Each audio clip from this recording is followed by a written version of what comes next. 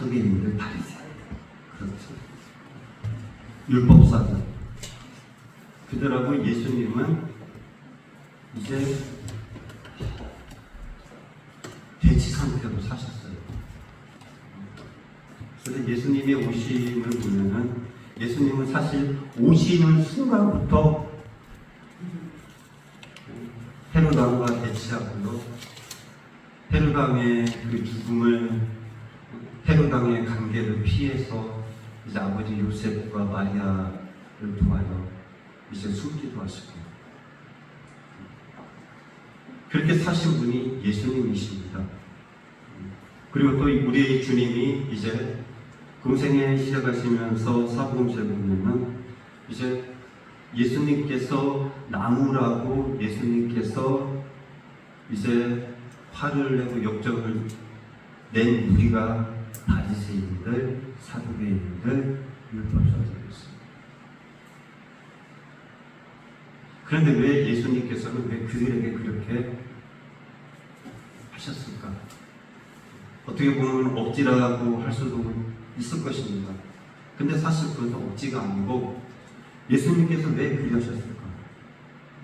그리고 이제 제가 이제 교회 교육주의를 보내면서 제가 이제 그 위치에 서서 이제 인생의 반을 살아가면서 뒤돌아볼 때에 그것은 예사일이 아니라는 것이. 사실 예수님 당시에 율법사들과 바리새인들과 사두개인들, 그들의 삶을 되돌아보면은 우리에게 여러 가지 울림을 주는 형국이었습니다. 사실 예수님이 오시기 이전, 그리고 예수님이 오셨어도 사실 고대 근동에서 하나님에 대해서 매우 잘 알고 하나님에 대해서 박식했던 이들이 누구입니까? 네, 그들이에요. 그리고 그들은 그들의 말과 그들의 말씀 전하는 것을 통하여 백성들은 하나님이 그리하셨다라고 믿고 그들은 살아갔습니다. 회당에 가고요, 헌금을 하고요, 예배를 드렸어요. 누구에게 예배를 드립니까? 하나님에게. 그리고 말씀을 듣습니다. 아, 이게 하나님의 말씀인가요? 아, 이번 주도 살아야 돼. 그래서 바리새인들과 사두개인들, 이 율법사들의 그들의 말이 말씀, 성경, 캐논 기준이었습니다. 그런데 예수님이 오셔서 그들을 질책하시는 거예요. 그렇게 볼 때 과연 저는, 아니 여러분은 과연 어떨까? 그런 생각을 해봤습니다.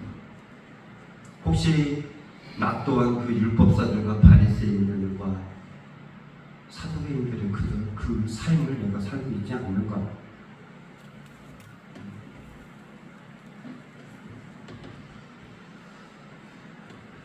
예수님이 오시면서 복음을 선포하시고 이제 하나님의 뜻을 알리실 때 그들은 어땠습니까? 그것을 배척했습니다. 그렇죠? 믿지 않았습니다. 미친 소리 한다고 했습니다. 그리고 예수님을 핍박을 하고요, 예수님이 승천하신 다음에 제자들을 핍박을 하고요, 집사들을 스데반지처럼 돌로 때려 죽이기도 하고요. 근데 그들은요, 하나님에 대해서, 성경에 대해서, 모세의 오경에 대해서 박식했던 사람들입니다. 그래서 이 바리새인들은요, 우리가 잘 알죠. 11조도 철저히 드리고요, 금식도 하고요, 사두개인들, 율법사들은요, 철저하게 살았습니다. 그런데 여러분, 예수님은 그들을 나누셨어요.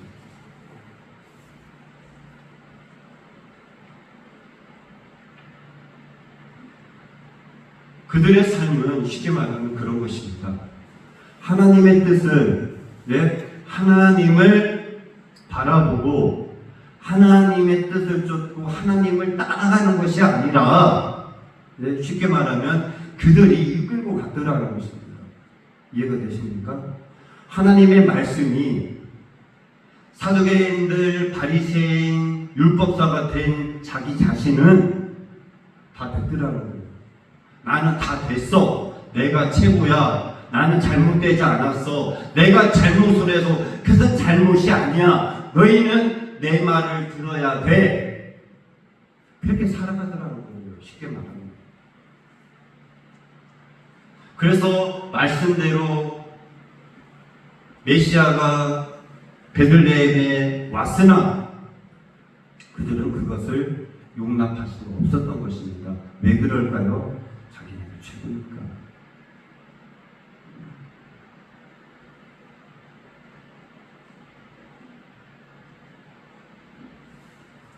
그래서 그들은 예수님을 십자가에 못 박고요.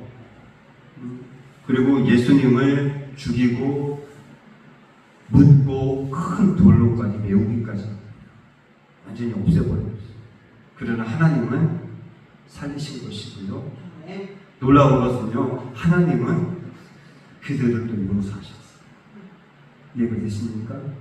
그래서 하나님의 사랑은 말로 형용할 수 없는 것입니다. 그래서 제가 지금 어떻게 살아가고 있는가? 어제는 그런 것을 고민해 봤습니다. 그러면서 할 수는 있는 대로 최선을 다하여서 이들의 삶을 살지 않으려고 노력을 해야 되겠다. 저뿐만이 아니라 여러분, 우리 직분자들은 다 그렇게 살아가는 성도들이 되시기를 부탁드립니다. 어제 사실 이춘자 권사님 아들 부부가 왔다 갔습니다. 오전에 왔다 가셨어요. 그래서 한참 이야기를 하는데 한참 이야기하고 하셨죠. 그런데 그런 이야기를 하시더라고요. 목사님, 어머니가 이 교회에서 어떤 일이 진짜 많았어요. 어떤 때는 금요일날 기도하고 산에서 기도하면요, 뱀이 자기 주위를, 그 이춘자 원사님을 뱅글뱅글 돌더라는 것입니다. 슉슉슉 소리를 나면서. 그러면 어머니는 겁이 나서 하나님께 기도하고 가만히 있으면 갑자기 그 뱀이 지나가고 없기도 하고. 그리고 또 한 번은 교회를 가는데 동아줄을 밟은 것 같았는데 뱀이 복숭아뼈를 무는 거예요. 그래서 교회 가지 못하고 집에 갔는데 아버지가 칼로 째고 입으로 빨아서 독을 빼내었는데 감사하게도 상처도 남지 않고 깨끗하게 나와서 그 상처를 보고 싶었는데 돌아갔을 때까지 한 번도 못 봤다. 그런 말씀도 하시고. 그래서 이제 그 자부가 권사님이시죠. 울적울적 하시면서 그러시는 거예요. 목사님, 내가 힘들 때 지금도 그 어머니의 신앙을 되돌아보며 어머니를 떠올리며 버티고 이겨나가고 있습니다. 그래서 그 신앙생활 잘하셨던 어머니가 지금 그립다라는 것입니다. 그런 모습을 그런 이야기를 듣고 저도 마음에 찡했습니다. 하나님은요, 그들을 축복하신 이유가 분명한 거예요. 매일 없이, 이유 없이 자손들을 축복하셨느냐? 아니라는 것입니다.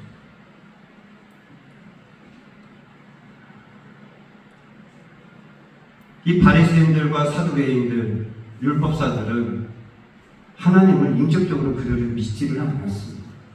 형식적으로 아는 것이 다였습니다. 눈에 보이는 것은. 그러나 하나님은요, 우리가 눈으로 보이는 그 이면에 우리를 그 속에서 이끌어 가시는 것입니다. 아멘. 그래서 우리가 하나님의 사랑으로 죄에서 용서를 받아서 하나님의 자녀가 되는 것입니다. 오늘은 믿음의 용서라는 주제인데요. 이제 말씀으로 들어가 보겠습니다. 약간 곁길로 많이 갔는데요. 사람은 상처를 쉽게 잊지를 못합니다. 누구나 것 없이 똑같습니다. 목사는 사람이 아닌 거로 상처도 안 받고 울지도 않고 아닙니다. 상처받아요. 똑같습니다. 슬프기도 하고 아프기도 하고. 그러면 하나님은 어떠실까요? 여러분 똑같습니다. 여러분이 느끼는 그 감정으로, 여러분이 발산하는 그 모든 감정으로 하나님은 동일하게 우리를 바라보고 계시다고 믿으시기를 부탁드립니다. 아멘. 똑같아요. 내가 싫고 내가 거부하는 것 하나님도 동일하게 동일하신 거예요.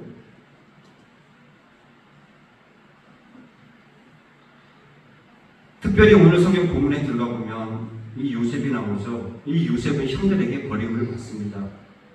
형들에게 미움을 받았습니다. 그래서 구덩이에 던져졌고요. 그리고 은 20에 노예로 팔아버립니다. 형제들이.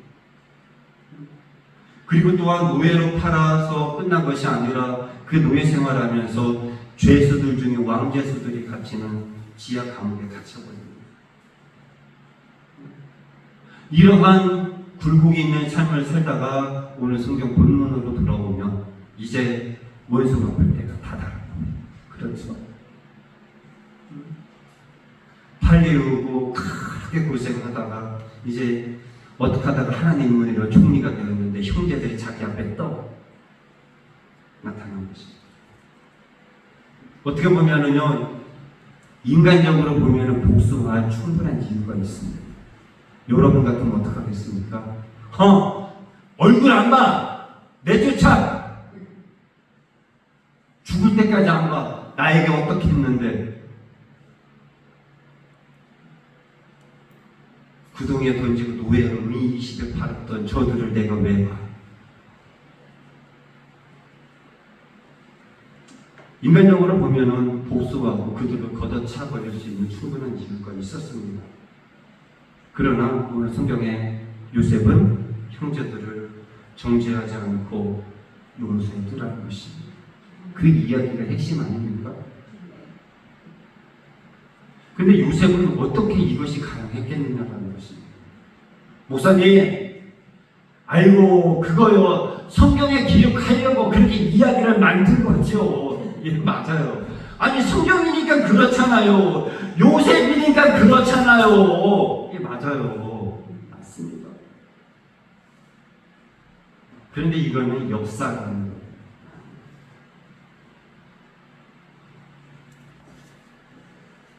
그 이유는 이 요셉은요, 하나님의 역사를 그는 직접 목격했고 체험했더라는 거예요.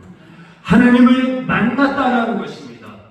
형들이 팔고 노예로, 그리고 또한 그 노예에서 억울함으로 감옥에 갇히면서 그는 하나님의 역사를 체험한 거예요. 하나님이 만져주심을 그는 눈으로 직접 목격하고 체험하신 거예요. 하나님이 붙들어 주심을 그는 보았더라는 것입니다.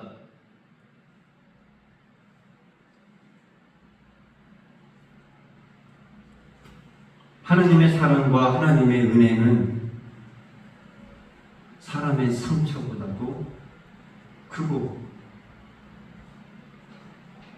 사람의 죄보다도 그 은혜는 더 크다.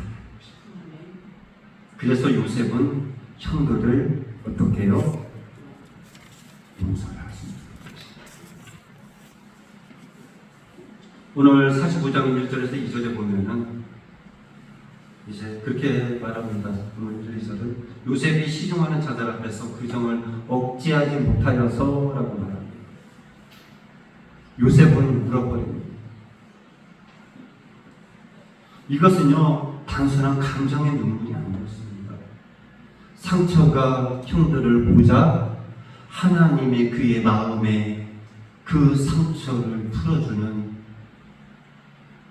회복의 눈물이었습니다. 그리고 또한 하나님의 은혜를 다시 한번 깨닫게 된 눈물이었습니다. 그리고 또한 하나님이 자기를 사랑해 주셨던 그 사랑의 회복의 눈물이 드러났습니다. 사람은요, 이 요셉을 보면 그런 것 같습니다. 상처를 붙잡으면 사람은 강팍해집니다. 안 그렇습니까?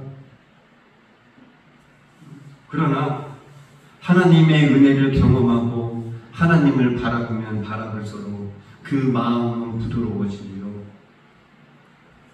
돌 같은 마음은 변하여서 허물어지고 부드러워지는 것입니다. 에스겔서 38장 26절에 보니까 이렇게 말합니다. 새 영을 너희 속에 두고 새 마음을 너희에게 주되. 용서라는 것은요, 하나님의 은혜라는 것입니다. 한번 여러분 우리가 생각해 보자고요. 우리가 하나님에게서 어떻게 용서를 받았느냐? 아니, 받을 수가 있습니까? 예수님을 이스라엘 백성들은요, 십자가에 못 박고요, 머리에 가시관을 씌우고요, 그를 죽였어요.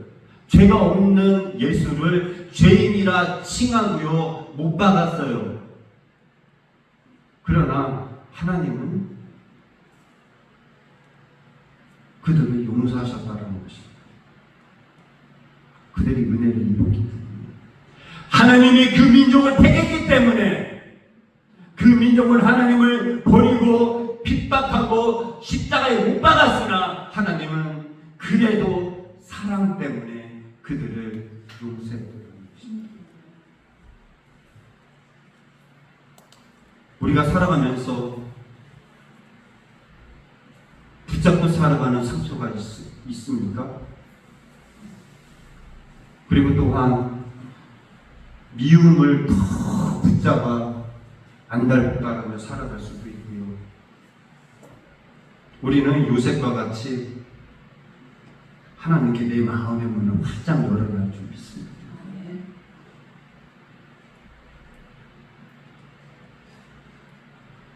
야곱의 자녀들 중에서 이 요셉을 하나님이 사용하신 이유가 무엇일까요? 하나님은 요셉의 심성을 잘 아셨습니다. 하나님은 저와 여러분을 이 교회에서 붙들으시고 이 교회에서 이끌어 가신 이유는 무엇일까요? 하나님은 여러분을 잘 아십니다.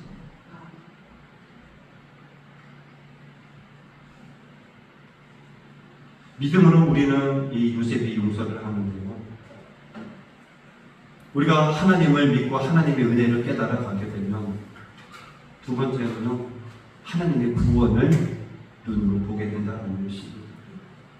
요셉은 이제 3절에서 5절에 보니까 형들에게 그렇게 말하지 않습니까? 어떻게 말합니까? 당신들이 나를 이곳에 팔았다고 해서 근심하지 마소서. 아니, 형님들 걱정하지 마시고요, 두려워하지 마세요. 당신들이 나를 팔았다고 나를 두려워하지 마세요. 제가 보통 사람이라면 어떡하겠습니까? 여러분이라면 어떡하겠습니까? 형님들, 그때 나를 팔았죠? 나를 구덩이에 누가 던졌지? 둘째 형이 던졌어? 그럼 어떨까요? 그 형들은요, 발발발 떨 거예요. 그쵸? 식은 땀을 흘리고 난리가 났죠. 야, 이제 우리는 죽었다. 그러나 요셉은 형들의 죄를 논하기보다 하나님의 구원 계획을 바라봤다. 서두에 말했듯이 바리새인들, 사두개인들, 율법사들은요, 하나님의 구원과 하나님의 계획을 바라본 것이 아니라 그들이 볼 수 있는 현실만 바라봤더라는 것입니다.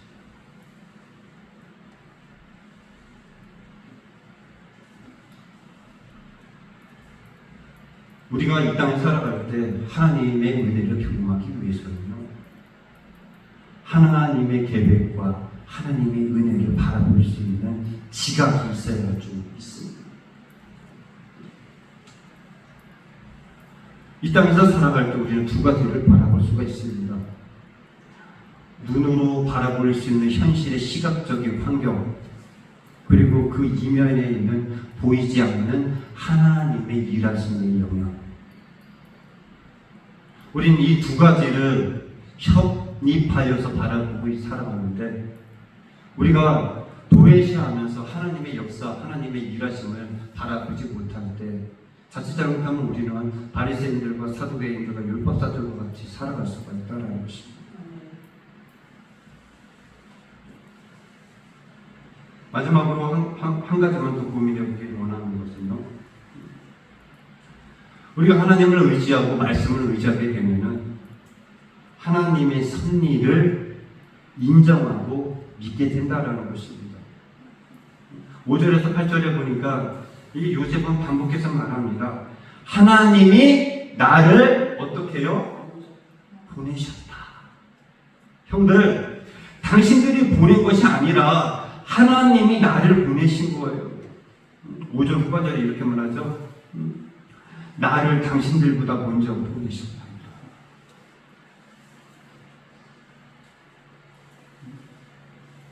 요셉은요, 눈으로 보이는 형제들을 바라보고 형제들의 자기를 힘들게 하고 팔아버리고 했던 그 아픔을 바라본 것이 아니라 하나님의 계획을 바라보았다는 것입니다. 형들은 요셉을 팔아버렸습니다. 그러나 하나님은요, 요셉을 어떻게 해요? 하나님이 보내셨다라고 믿게 했더라는 것입니다. 하나님은 저와 여러분을 이 현실 속에서 살아가도록 이끌어 가신다라는 것입니다. 아멘.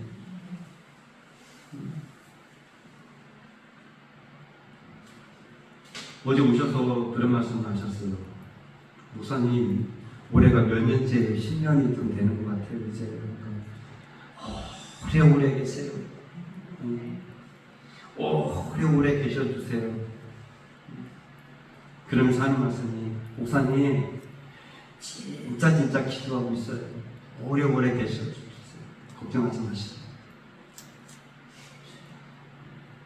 그러면서 이제 우리 교회 달력을 하나 가져가시면서 목사님이 이제 해마다 항상 보내주시면 안 되는, 그래서 보내드린다고 했어요. 그래서 어머니 방을 그대로 두고 있는데 그 어머니 방에 항상 달력을 두 가지를 걸어놓는다고 합니다. 자기 교회, 아들 교회, 하나님 추가, 이 교회. 근데 매일 기도한다는 것입니다. 그래서 하나님이 이 교회를 붙들어 주시고 성도들을 축복하기를 항상 기도하겠습니다. 그래서 너무 감사하다고 했습니다. 성도 여러분, 이 요셉이라는 사람이요, 하나님이 이렇게 축복하신 이유가 무엇일까? 그는요, 하나님의 시각으로 자기가 살아가는 모든 삶을 바라보는 사람이었습니다. 아멘. 아픔이 있어도, 즐거움이 있어도, 어떤 환경에 놓일지라도 하나님이 하신 거라는 것입니다. 아멘. 메뚜리가 되어서 팔려도 하나님이 하신 거구나. 누명을 쓰고 억울하게 지하 감옥에 갇혔어도 하나님이 하신 거겠지. 또 그 와중에 하나님이 높이시며 또 하나님의 계획이 있겠지. 그 모든 자기 인생사가 하나님과 결부되었다라고 믿고 그는 그 하나님을 의지하며 살아가더라는 것입니다.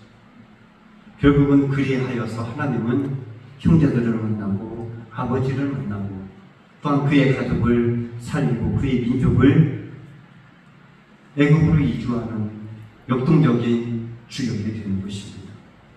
성도 여러분, 힘들고 어렵지만 우리가 믿음으로 살아갈 때 우리는 요셉과 같이요, 여러분과 저의 가정을 바로 세우는 역동적인 주체가 되도록 축복하시고 사용하실 것입니다.